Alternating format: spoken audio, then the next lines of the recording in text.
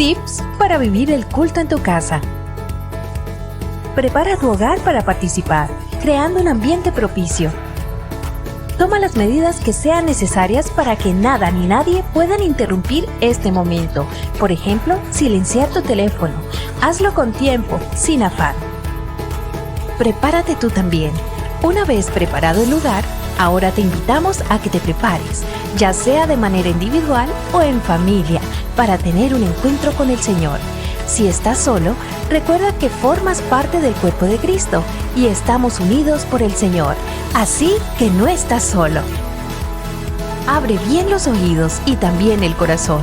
Dios nos habla por su palabra, así que abre bien los oídos. Participa activamente de las lecturas bíblicas, las oraciones y los cantos. Invita a los miembros de tu familia a participar. Este es su momento para compartir la fe en el Señor Jesucristo con nuestra familia, reconociendo al Señor con nuestros diezmos y ofrendas. Para la entrega de tus diezmos y ofrendas, puedes comunicarte con la iglesia para indicarte cuáles son los canales abiertos para este propósito.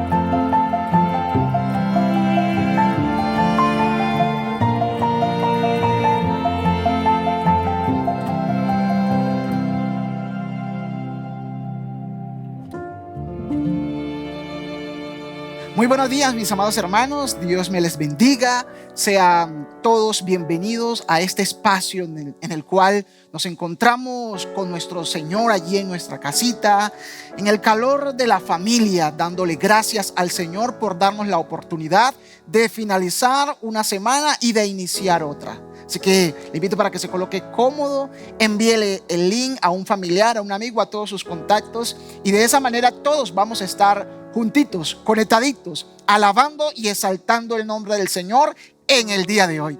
Quiero invitarle para que abra conmigo su Biblia en el Evangelio según San Juan, capítulo 16.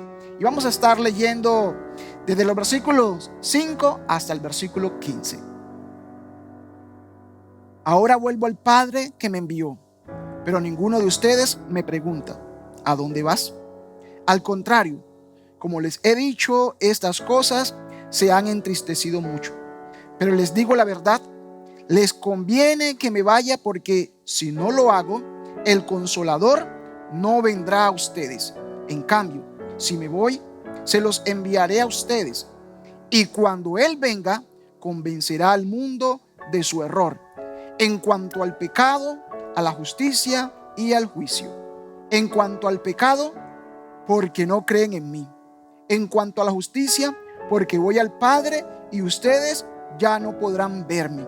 Y en cuanto al juicio, porque el príncipe de este mundo ya ha sido juzgado. Muchas cosas me quedan aún por decirles, que por ahora no podrían soportar. Pero cuando venga el Espíritu de la verdad, Él los guiará a toda la verdad, porque no hablará por su propia cuenta, sino que dirá lo que oiga y les anunciará las cosas por venir. Él me glorificará, porque tomará de lo mío y se lo dará a conocer a ustedes. Todo cuanto tiene el Padre es mío. Por eso les dije que el Espíritu tomará de lo mío y se lo dará a conocer a ustedes.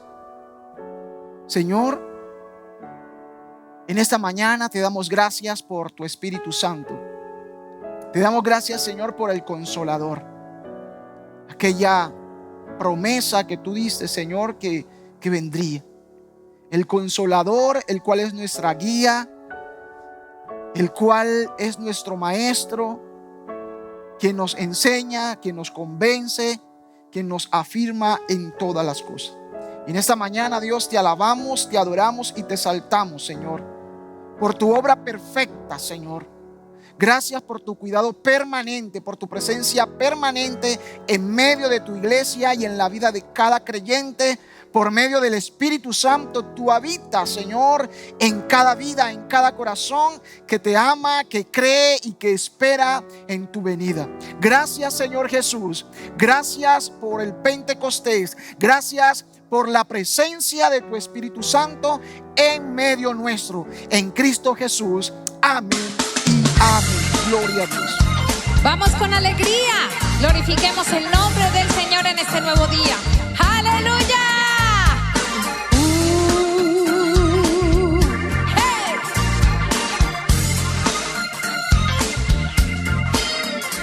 En el cielo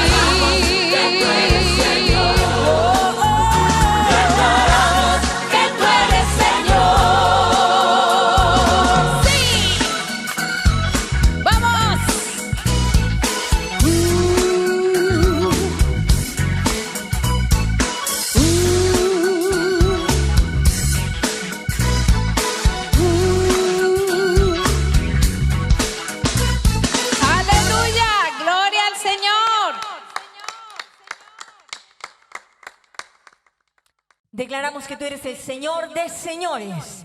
Y es con júbilo, Dios, cuando nos acercamos a ti. Alabaré tu nombre. Dilo con nosotros.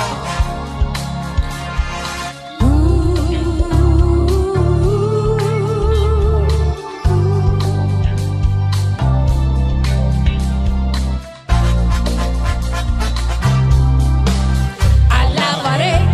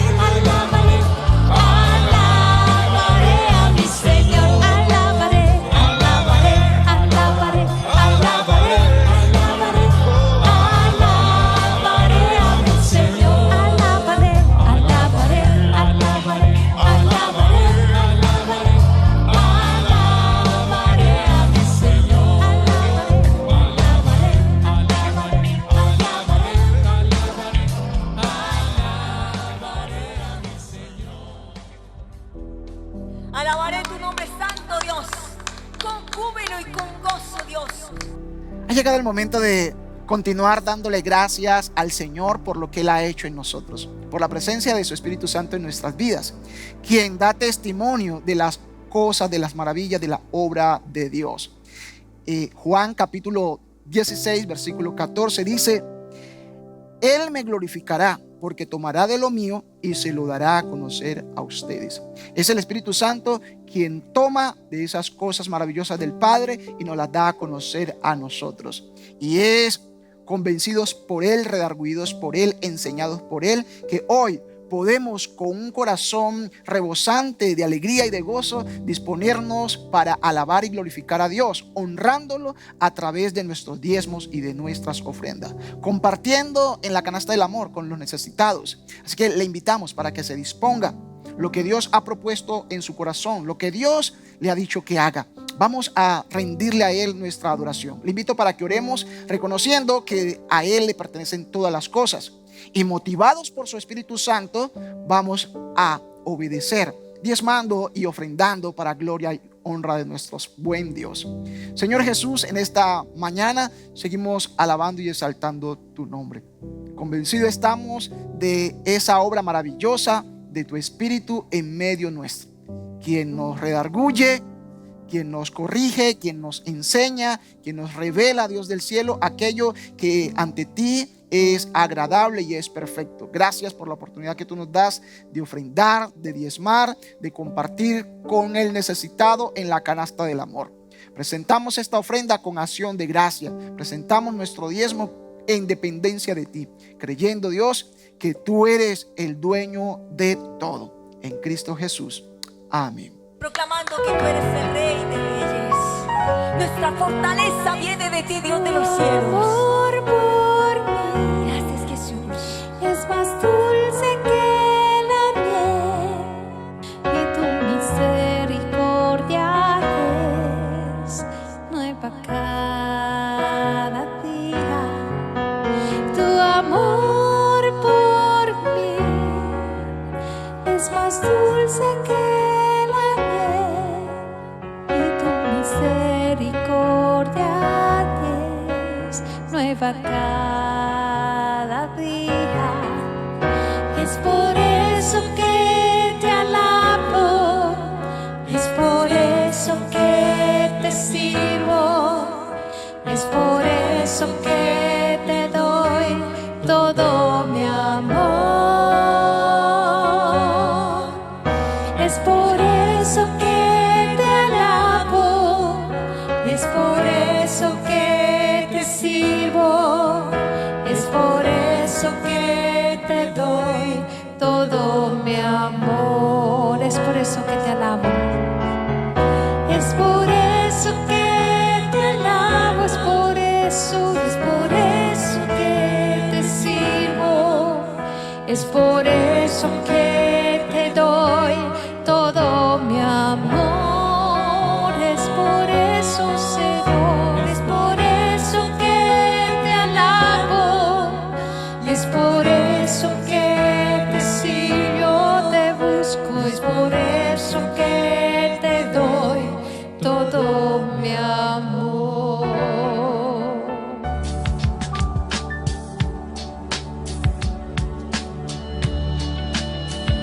Todo lo que somos, Señor. No te busco, yo te busco con fuego, mi corazón. Yo te busco, Señor. Yo te busco, yo te busco, recibe mi adoración. Te anhelo. Te anhelo, te necesito.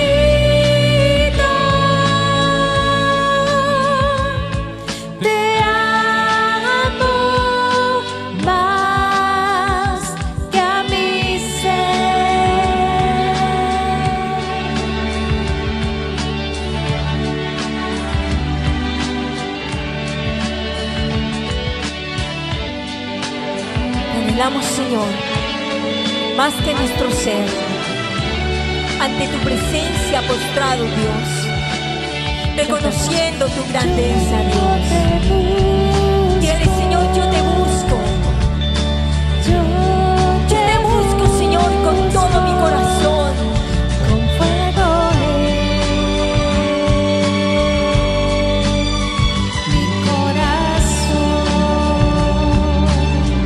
Yo te busco, Señor. Yo te busco. Yo te busco. Recibe mi adoración. Te anhelo. Te anhelo. Te necesito. Te amo más que a mi ser. Te anhelo.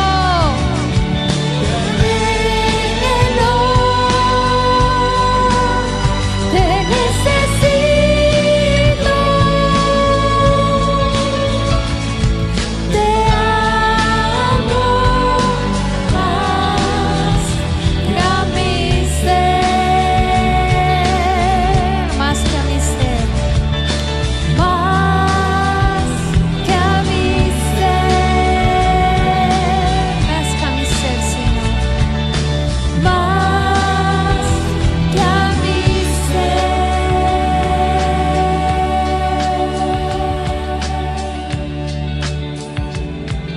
Una expresión, Señor, de adoración.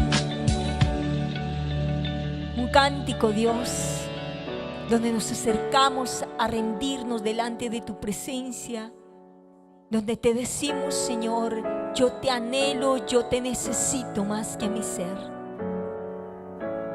Señor, en esta hora continuamos alabando y exaltando tu nombre por tus bondades, Señor, por tu misericordia. Gracias por la obra del Espíritu Santo en nuestras vidas. Gracias por la presencia del Consolador. Gracias, Señor, por haber enviado tu Espíritu, Dios, para que nos guiara, para que nos convenciera, Padre, para que nos llevara a exaltar y a glorificar tu nombre. En esta hora, Señor, te pedimos que seas tú obrando en cada vida, en cada corazón, que por medio de tu Espíritu Santo, Dios, seas tú llevando vida, llevando salvación, llevando liberación, llevando sanidad, Dios, a cada persona que en ese momento está escuchando esta predicación, que está al tanto de este servicio. Para gloria y honra de tu nombre, Señor, te pedimos que seas tú llenándonos de tu gracia y de tu sabiduría. En Cristo Jesús. Amén y amén. Gloria al Señor. Mis amados, qué bendición poder compartir nuevamente con usted la palabra del Señor. Vamos a hacer por el día de hoy un paréntesis en nuestra serie Las características de una iglesia sana. Y este paréntesis lo vamos a hacer porque hoy estamos conmemorando un momento especial en la vida de la iglesia. Y hoy estamos celebrando o reconociendo el Pentecostés. El Pentecostés era o es una fiesta judía que se celebraba a los 50 días después de que Moisés recibió la ley en el Sinaí. Y la cristiandad, el cristianismo, la iglesia cristiana, conmemora también esta fecha especial a los 50 días después de la Pascua, es decir, de la muerte y resurrección de nuestro Señor Jesucristo. Se está conmemorando Pentecostés, recordando aquel momento especial cuando nos relata Hechos capítulo 2, que el Espíritu Santo viene por primera vez sobre la iglesia del Señor, la iglesia que está en formación, la iglesia que está allí temerosa, como 120 nos va a decir el libro de Hechos capítulo 2, 120 hermanos, los discípulos y hermanos estaban allí unánimes, en clamor, en oración, y de repente, en aquel día de Pentecostés, ellos reciben la promesa del Espíritu Santo, el Consolador prometido por el Señor Jesús. Pero yo quiero que antes de mirar o pensar en lo que pasó en Hechos capítulo 2 y va a continuar pasando en el quehacer de la iglesia, quiero que leamos la promesa en Juan capítulo 16, de los versículos 5 al 15. Se nos va a decir, Jesús va a hablar sobre la venida del Espíritu Santo, sobre la importancia, el propósito del Espíritu Santo. ¿Cuál es la obra del Espíritu Santo en la tierra? ¿Cuál es la obra? ¿Cuál es el propósito del Espíritu Santo en la vida del creyente y en el mundo? A la luz de Juan capítulo 16, yo quiero que pensemos en 3 actividades características del Espíritu Santo que son reveladas en este evangelio. No son las únicas. De seguro que si seguimos estudiando, hay más características, más propósitos del Espíritu Santo. Pero basándonos en el Evangelio según San Juan, capítulo 16, vamos a resaltar o a mirar, a estudiar estas 3 actividades del Espíritu Santo. Recordemos que en el Antiguo Testamento el Espíritu Santo iba y venía del creyente. El Espíritu Santo venía sobre una persona, lo usaba en una actividad particular, con un propósito especial, y en otro momento volvía y venía. Pero una vez que Jesús ha prometido al Espíritu Santo que estaría con nosotros, que estaría en el quehacer del creyente, y en Hechos capítulo 2 el Espíritu Santo desciende, se derrama sobre el creyente, ha venido para estar con nosotros de manera permanente. El Espíritu Santo ha venido para quedarse. Vino un día y los discípulos lo recibieron, y hoy todos los que han nacido de nuevo han recibido al Espíritu Santo, pero no es algo momentáneo, pasajero, es algo que viene para estar con nosotros de manera permanente. Y la primera actividad que el Evangelio de Juan capítulo 16 nos va a mostrar que es propia del Espíritu Santo es convencer.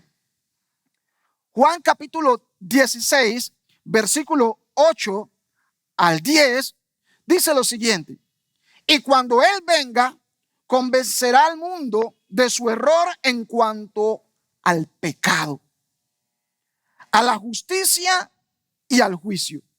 En cuanto al pecado, porque no creen en mí. En cuanto a la justicia, porque voy al Padre y ustedes ya no me podrán ver. Y en cuanto al juicio, porque el príncipe de este mundo ya ha sido juzgado. El Espíritu Santo, su tarea o su actividad es convencer. Convence al mundo, convence al pecador. ¿Lo convence de qué? Lo convence de su error. Y hay un error que se va a ver y Jesús lo va a describir en 3 aspectos. En primer lugar, lo convencerá de su error en cuanto al pecado. Y ese pecado Jesús lo va a poner en términos de que no creen en Él. Jesús no dice convencerá al mundo de pecado porque hacen esto, hacen aquello. No, parte que el pecado principal o la fuente del pecado viene a ser la incredulidad en Jesús. Jesús no coloca otra actividad moral, otra práctica moral, otra actividad del ser humano. Él arranca por esa es la principal. De ahí se abre la puerta para todas las otras prácticas que son reconocidas y tienen que ser catalogadas y censuradas por la palabra del Señor como pecado. Pero aquí Jesús dice, convencerá al mundo de su error en cuanto al pecado. El pecado porque no creen en mí. El Espíritu Santo hace que el mundo reconozca su culpa y proceda al arrepentimiento. Una persona no puede reconocerse a sí mismo como pecador, sino es por el convencimiento que trae el Espíritu Santo. Es el Espíritu Santo quien va a determinar o le va a confirmar o va a convencer más bien a cada individuo que lo que está haciendo es pecado. Y es interesante que nosotros pensemos en el concepto de pecado, ya que en la sociedad en la cual nosotros vivimos hoy, se define lo que se está definiendo, lo que la Biblia describe como pecado. El mundo, la sociedad normal, no lo ve como pecado. Pero ¿quién es quien determina? ¿Quién tiene la autoridad para determinar si algo es pecado o no? Pues no es la sociedad, no es el sistema, no es la constitución, no es el ser humano. Es la misma Escritura quien determina qué es pecado.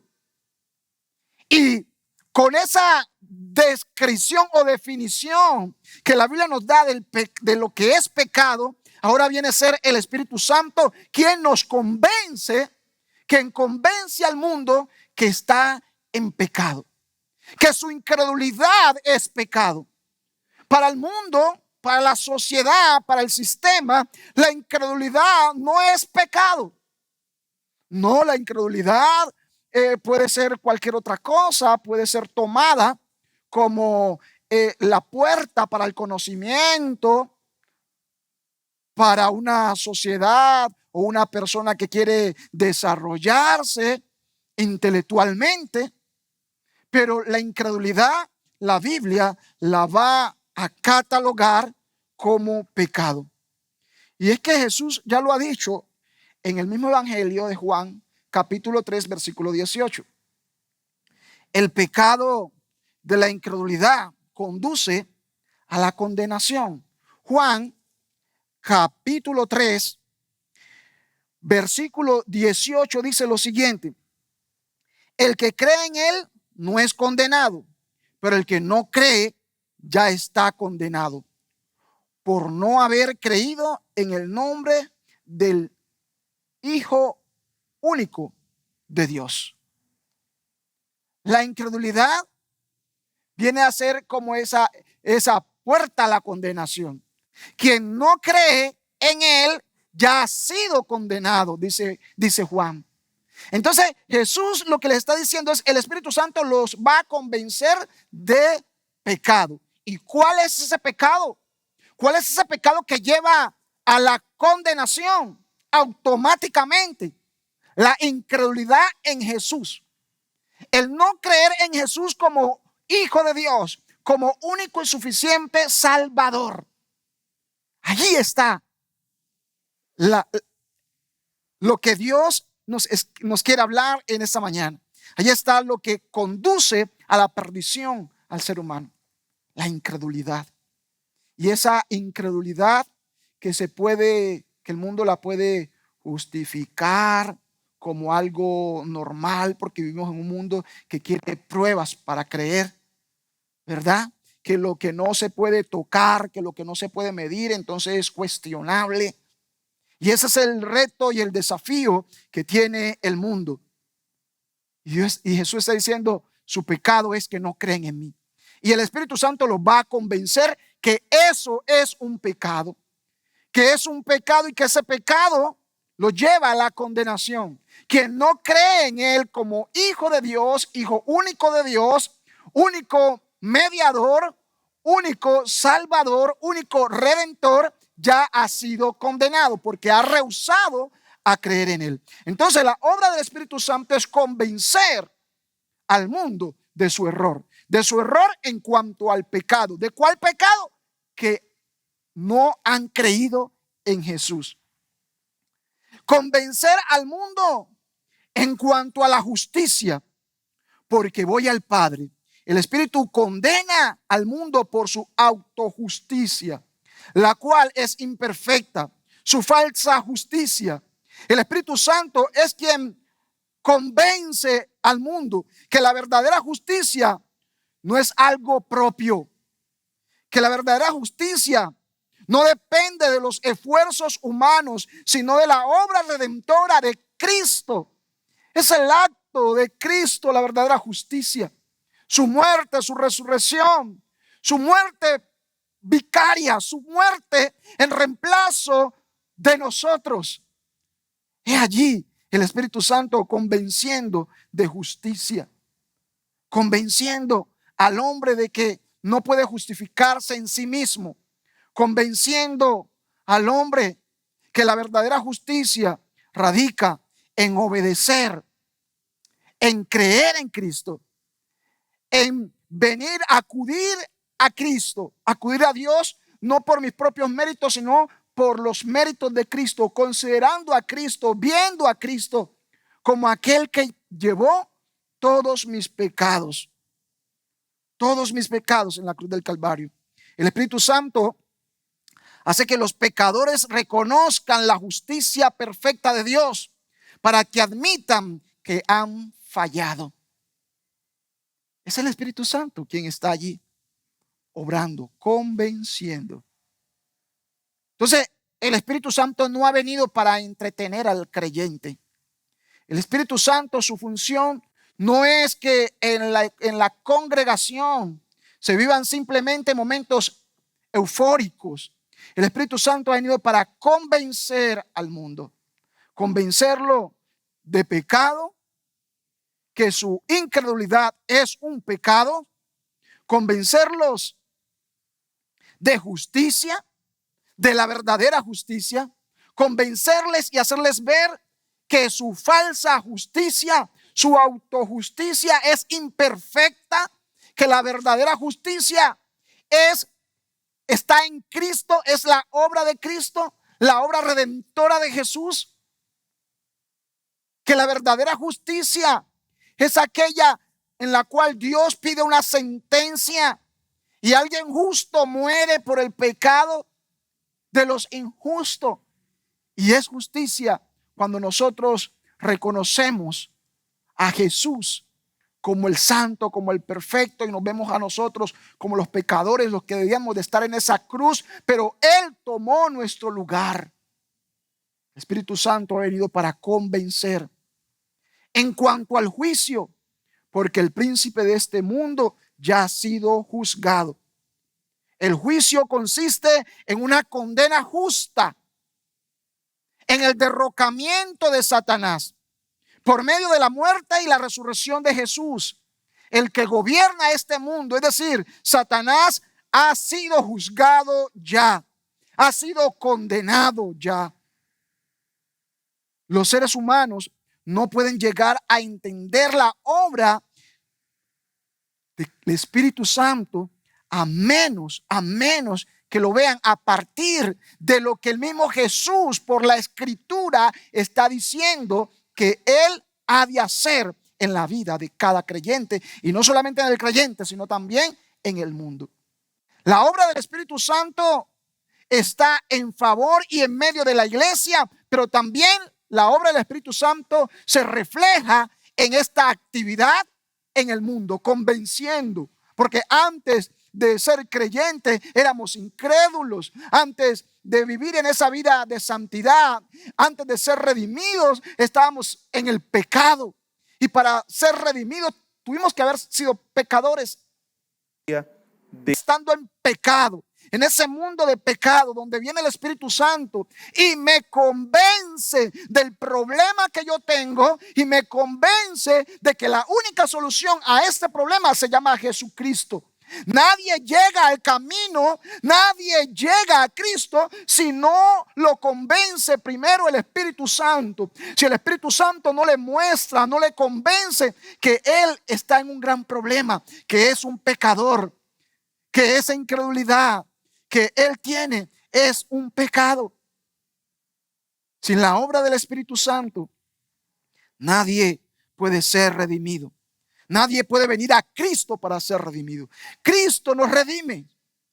Cristo nos salva. Pero para venir a Cristo, para alcanzar esa redención, es el Espíritu Santo de Dios quien nos convence.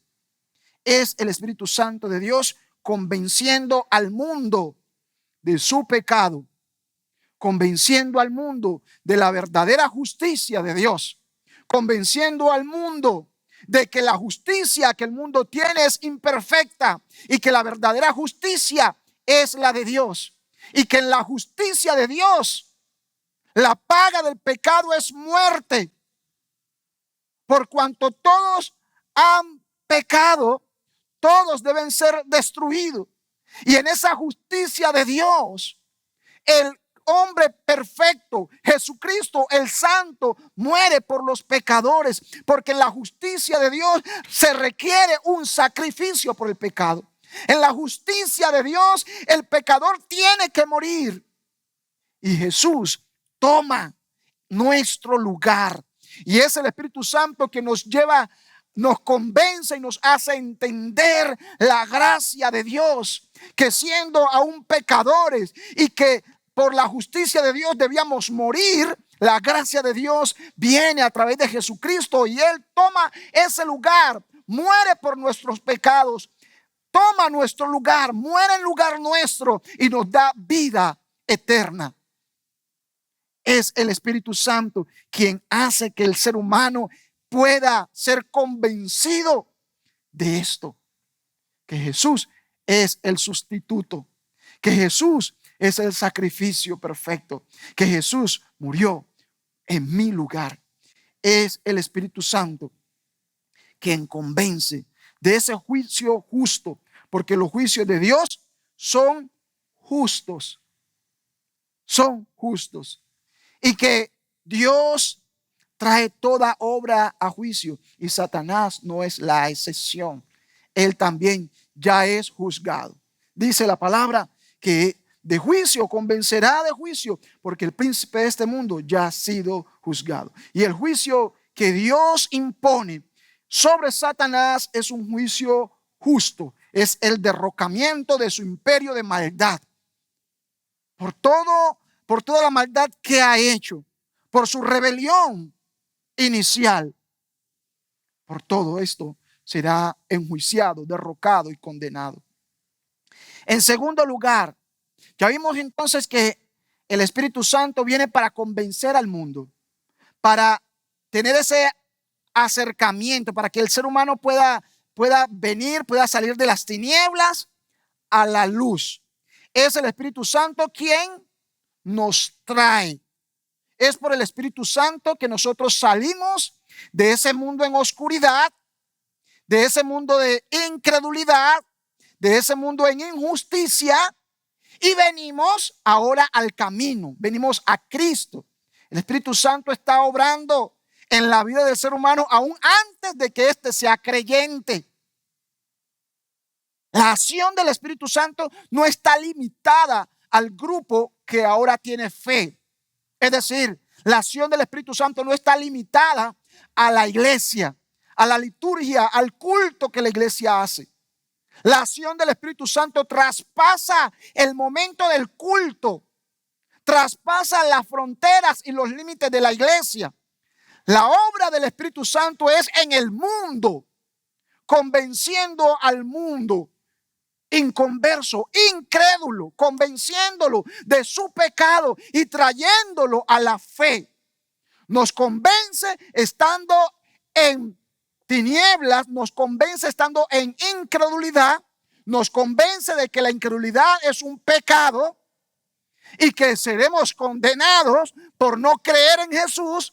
Nos trae a Jesús, nos hace miembros del cuerpo de Jesús, del cuerpo de Cristo, es decir, de la iglesia. Y cuando estamos en la iglesia, sigue obrando, sigue operando en medio de la iglesia. En cuanto al creyente o para la iglesia, la comunidad de fe, el Espíritu Santo, su función es guiar. Su actividad es guiar al creyente. Él guía al creyente, guía a la iglesia. Para eso ha venido. Para convencer al mundo, para guiar al creyente. Versículo 13 dice: pero cuando venga el Espíritu de verdad, Él los guiará a toda la verdad, porque no hablará por su propia cuenta, sino que dirá solo lo que oiga y les anunciará las cosas por venir. Entonces, aquí podemos ver cómo el Espíritu Santo obra en la vida del creyente.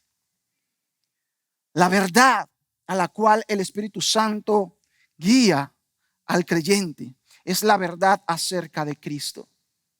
El Espíritu Santo viene para guiarnos a toda la verdad. Y esa verdad a la cual el Espíritu Santo nos guía es la verdad acerca de Cristo.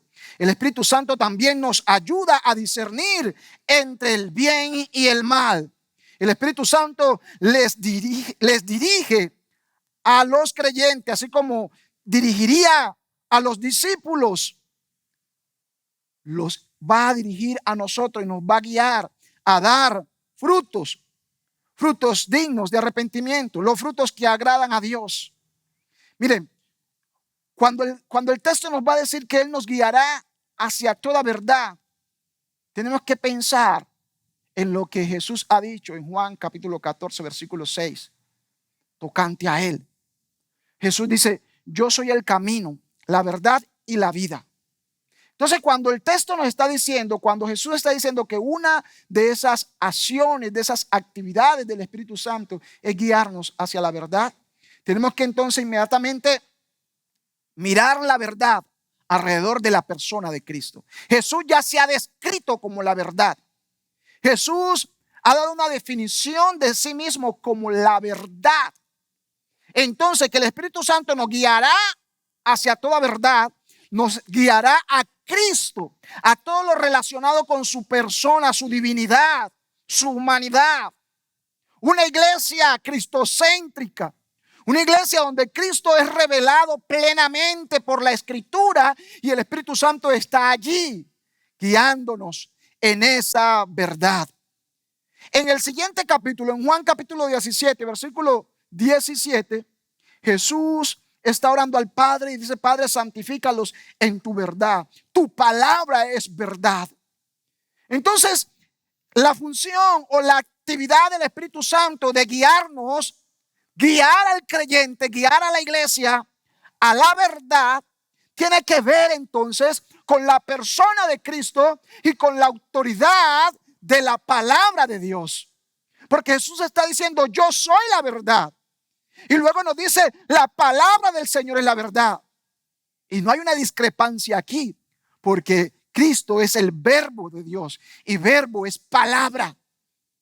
Por lo tanto, la guía del Espíritu Santo está en llevarnos a Cristo, hablarnos de Cristo, hacer que la iglesia sea una iglesia cristocéntrica, que los creyentes vivan para adorar, para seguir, para obedecer a Cristo. Revelarle a Cristo a la iglesia. Esa es la obra del Espíritu Santo. El Espíritu Santo nunca guiará a los creyentes a algo contrario a la palabra de Dios. Nada que nos desvíe de Cristo puede venir del Espíritu Santo. Nada que nos desvíe de Cristo, nada que nos desvíe de la persona de Cristo puede venir del Espíritu Santo. El Espíritu Santo no ha venido para sacarnos de la centralidad de la iglesia, la cabeza de la iglesia, el centro de la iglesia se llama Cristo. La palabra de Dios es la máxima autoridad en la congregación. Y si el Espíritu Santo se mueve en una iglesia, si el Espíritu Santo se está moviendo en la vida de un creyente, si el Espíritu Santo está obrando en un ministerio, ese obrar, esa actividad, toda esa manifestación, todo lo que acontezca en la iglesia debe llevarnos a Cristo y a la palabra. Nada contrario a la palabra, nada que contradiga la palabra puede ser la obra del Espíritu Santo. Y es interesante porque muchas veces hay muchas cosas que se le atribuyen al Espíritu Santo en la vida, en el quehacer de la iglesia, en un ministerio, en la vida de un creyente. Hay muchas actividades hay algunas manifestaciones o muchas manifestaciones que se están atribuyendo, se le atribuyen al Espíritu Santo, obra de Dios, obra del Espíritu Santo, manifestación de Dios, manifestación del Espíritu Santo. Pero cuando vemos, hay una completa contradicción a lo que la Escritura dice. Hay una cantidad de desorden, hay una cantidad de cosas que no cuadran, que uno se pregunta, bueno, ¿y todo esto en qué glorifica a Cristo? Y todo esto, ¿qué verdad de Dios revela? ¿Qué verdad de Dios, verdad bíblica, qué verdad de Dios trae a la congregación? ¿Qué nos dice todo esto que está aconteciendo en la iglesia hoy? Todo este mover, todo este despliegue de emociones, ¿en qué nos conduce a la persona de Cristo? ¿De qué manera todo esto nos refleja a Cristo? ¿De qué manera todo esto nos refleja la verdad de la palabra de Dios? Recordemos que la actividad del Espíritu Santo en Juan capítulo 16, una de ellas es guiarnos a la verdad, y la verdad es Cristo. ¿Cómo el quehacer del Espíritu Santo me está guiando a Cristo? Todo lo que pasa en una iglesia movida por el Espíritu Santo, todo lo que pasa en un ministerio lleno del Espíritu Santo, en una predicación, en un culto lleno del Espíritu Santo, donde el Espíritu Santo obra, donde el Espíritu Santo se está manifestando, donde el Espíritu Santo está tocando y llenando. Todo tiene que llevar a Cristo, a reconocer a Cristo, a ver a Cristo, a estimar y a reconocer la palabra de Dios como máxima autoridad, como la que nos guía, nuestra rectora, la palabra de Dios. Nada que venga de Dios nada que venga de Dios va a hacer que el creyente se salga de los lineamientos, de los linderos que la Escritura le está colocando. Tenemos que tener mucho cuidado y revisar todo aquello que está aconteciendo hoy y que en muchos casos se le está atribuyendo a manifestación del Espíritu Santo. Hoy se habla de avivamiento, de llenura del Espíritu Santo, de poder del Espíritu Santo, de cultos llenos del Espíritu Santo, de vida llena del Espíritu Santo. Pero cuando vemos lo que está pasando, son cosas que entretienen, que conmueven. Pero ¿cuánta verdad bíblica contienen? ¿Cómo nos muestra todo eso a Cristo? ¿Cómo nos muestra todo eso a ese Cristo que dice, aprendan de mí que soy manso y humilde de corazón? ¿Cómo nos muestra todo eso a ese Espíritu Santo que nos está diciendo, según la Biblia, que lo hagamos todo decentemente y en orden? ¿Cómo nos está mostrando todo lo que está pasando hoy en las iglesias y que se le estamos atribuyendo al Espíritu Santo? ¿Cómo eso nos lleva al Dios de la Biblia, al Dios que nos ha dado pautas? Si algo viene del Espíritu Santo, tiene que llevarnos, tiene que abundar en ese conocimiento de Cristo, en ese sometimiento a Cristo, en ese reconocimiento a la palabra como la máxima autoridad en todo asunto de fe y doctrina para nuestras vidas como creyentes. No podemos atribuirle al Espíritu Santo algo que me saque de los linderos que la Escritura me ha mostrado y me ha plasmado.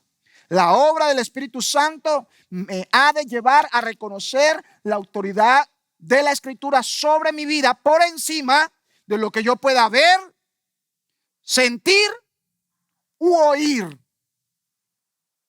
No podemos decir que es obra del Espíritu Santo algo que me lleve a contradecir la Escritura misma y el carácter de Cristo mostrado por la misma Escritura. Nada que venga del Espíritu Santo puede llevarme a negar la obra verdadera de Cristo por la Escritura. Recordemos, Él nos guiará hacia la verdad y la verdad es Cristo. Él es la verdad. Por lo tanto, toda obra del Espíritu, que se catalogue del Espíritu en una iglesia, en la vida del creyente, tiene que conducir a Cristo y al reconocimiento de la palabra de Dios como suficiente. La palabra de Dios es suficiente. En una vida llena del Espíritu Santo, una iglesia llena del Espíritu Santo, donde el Espíritu Santo está obrando, esa iglesia, ese creyente, tiene un alto concepto de la palabra de Dios. La palabra de Dios para esa comunidad, para ese creyente, para ese ministerio, tienen que ser suficiente. Suficiente revelación. Suficiente ilustración. Es suficiente. La palabra basta. Jesucristo basta. Donde el Espíritu está obrando, donde el Espíritu Santo de Dios está obrando, Jesucristo basta. Esta comunidad comprende que Jesús es suficiente para alcanzar al perdido. Cristo es suficiente para convencer al perdido. La palabra de Dios es suficiente. No necesitamos de otros, valernos de otros métodos, valernos de otras cosas, porque Cristo y su palabra son suficientes. Y en eso consiste ser guiados por el Espíritu Santo. Que Él nos guiará hacia la verdad es al reconocimiento que Cristo es suficiente, que la palabra de Dios es suficiente, que Cristo basta, que no necesitamos otro mediador, que no necesitamos otras cosas, sino que el mundo por la palabra pueda ser convencido de su pecado. En tercer lugar, la tercera actividad que Juan, el Evangelio de Juan, capítulo 16, nos va a mostrar como una obra propia del Espíritu Santo es glorificar a Jesús. El Espíritu Santo ha venido para eso. Versículo 14 dice: Él me glorificará porque tomará de lo mío y se lo dará a conocer a ustedes. Todo cuanto tiene el Padre es mío. Por eso les dije que el Espíritu tomará de lo mío y se lo dará a conocer a ustedes. El Espíritu Santo no viene para engrandecerse a sí mismo. No. Él viene para engrandecer al Padre y al Hijo. Él no viene pidiendo un protagonismo. Él vino para dirigirnos a Jesús, para que la iglesia, la persona, una vez es convencida de su pecado, nace de nuevo, puesto que se arrepiente, nace en Cristo, es nueva criatura, ahora glorifique al Padre por las obras, mediante las obras del Hijo, guiado por el Espíritu Santo. El Espíritu Santo quien guía, que nos dirige a esa adoración, a esa alabanza, que demos gloria y honra a nuestro Dios. El Espíritu Santo da la convicción de que somos hijos de Dios, y como hijos de Dios ahora vivimos para gloria y honra de su nombre. El Espíritu Santo, mis amados, no ha venido para pedir un protagonismo, para competir en protagonismo en la iglesia con el Padre. Bueno, ¿a quién adoramos más? Si adoramos al Padre, adoramos al Hijo, adoramos al Espíritu Santo. Adoramos a Dios guiados por el Espíritu Santo. Adoramos al Padre, adoramos al Hijo, glorificamos su nombre mediante el Espíritu Santo. Adoramos al Dios Trino. Cuando adoramos al Padre, estamos adorando a Jesús también, y estamos también glorificando y reconociendo al Espíritu Santo en la iglesia, el Consolador, el que nos sustenta, el abogado, que también es intercesor. El Espíritu Santo no ha venido, mis amados, reclamando un protagonismo. El Espíritu Santo ha venido para enseñarnos cómo glorificar a Dios. Él me glorificará.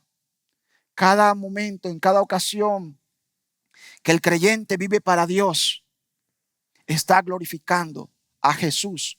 Y ese glorificar a Jesús es gracias a esa obra del Espíritu Santo, porque el Espíritu Santo nos revela, nos dice cómo caminar la vida cristiana, cómo conducirnos en la vida cristiana. El Espíritu Santo nos santifica, el Espíritu Santo nos guía, nos redarguye, nos ayuda, nos hace progresar en esa santidad.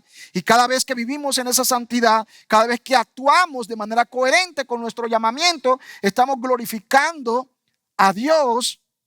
Y eso es gracias a la obra del Espíritu Santo, una obra activa, que nosotros glorifiquemos a Dios. El Espíritu Santo glorifica al Padre. ¿Cómo?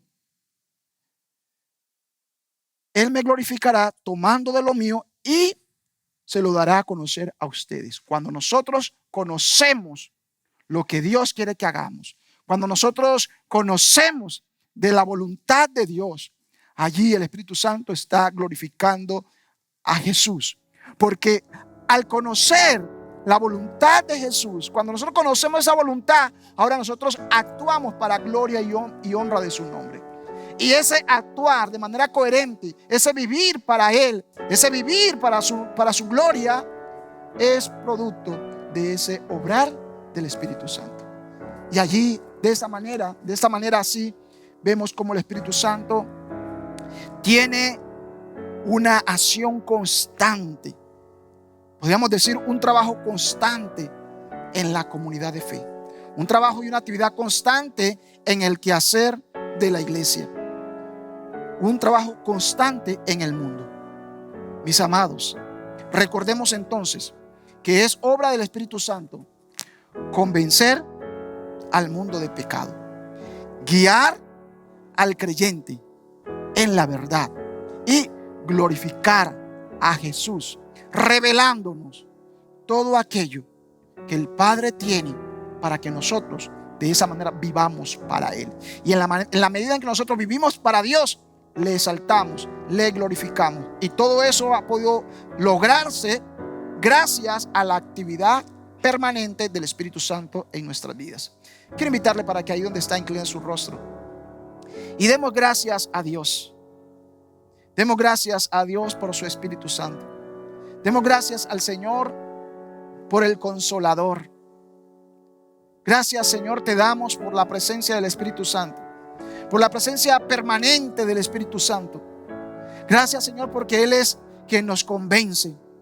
Hoy estamos en Cristo gracias a la actividad del Espíritu Santo en el mundo, convenciéndonos, haciéndonos conscientes de nuestra necesidad, convenciéndonos del problema en el cual estamos. Dios, gracias por el Espíritu Santo, porque si hoy perseveramos en el camino, es porque parte de su actividad en el mundo es guiar al creyente, guiar a la iglesia. Él nos guía, nos conduce en este camino, nos muestra a Jesús. Gracias, porque Él es el encargado, Él es quien nos da las fuerzas para avanzar y glorificar al Padre a través de esa vida coherente.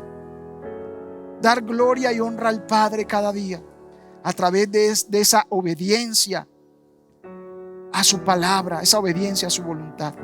Gracias te damos, Señor, por tu Espíritu Santo en medio nuestro. En el nombre de Jesús. Amén y amén. Gloria a Dios, mis amados hermanos. Qué bendición poder llegar a la conclusión de este servicio.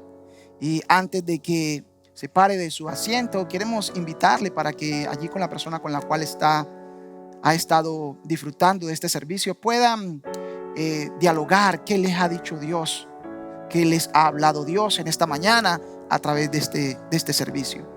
Queremos extenderle la invitación para que nos acompañe de manera presencial en cada una de nuestras iglesias. Ya las iglesias están abiertas, tienen sus puertas abiertas esperando por usted. Así que le invitamos para que nos acompañe en nuestro servicio presencial que estamos llevando a cabo los días domingo a las 9 de la mañana en cada una de nuestras iglesias presbiterianas, en la iglesia central, en la iglesia Samaria, en la ciudad de Cali. Y si usted está en otra ciudad, en otro lugar donde le queda difícil congregarse en una de nuestras iglesias, le invitamos para que asista a la iglesia más cercana a su casa. Lo importante es que usted pueda recibir la palabra del Señor y vivir su fe en aquella comunidad donde Dios ha permitido que todos, con la misma fe que usted ahora tiene, sean estimulados al amor, a la fe y a las buenas obras. Mi amado, que el Señor le bendiga, que el Señor le guarde. Nos vemos en una próxima ocasión. En el cielo y la tierra y debajo de ella declaramos que tú eres Señor. En el cielo y la tierra y debajo de ella declaramos que tú eres Señor. Vamos juntos. En el cielo y la tierra y debajo de ella declaramos que tú eres Señor. En el cielo debajo de ella declaramos que tú eres Señor. Eres tú el Cordero inmolado que borró todos mis pecados. Tu majestad confiesa mis labios cada día del calendario. En el cielo y la tierra y debajo de ella declaramos que tú eres Señor. En el cielo debajo de ella declaramos que tú eres Señor. En el cielo y la tierra y debajo de ella declaramos que tú eres Señor. Lo declaramos en ti. En el cielo debajo de ella declaramos que tú eres Señor. Eres tú el Cordero inmolado que borró todos mis pecados. Tu majestad confiesa mis labios cada día del calendario. Así es, Señor, te damos gracias. Hoy venimos delante de tu presencia,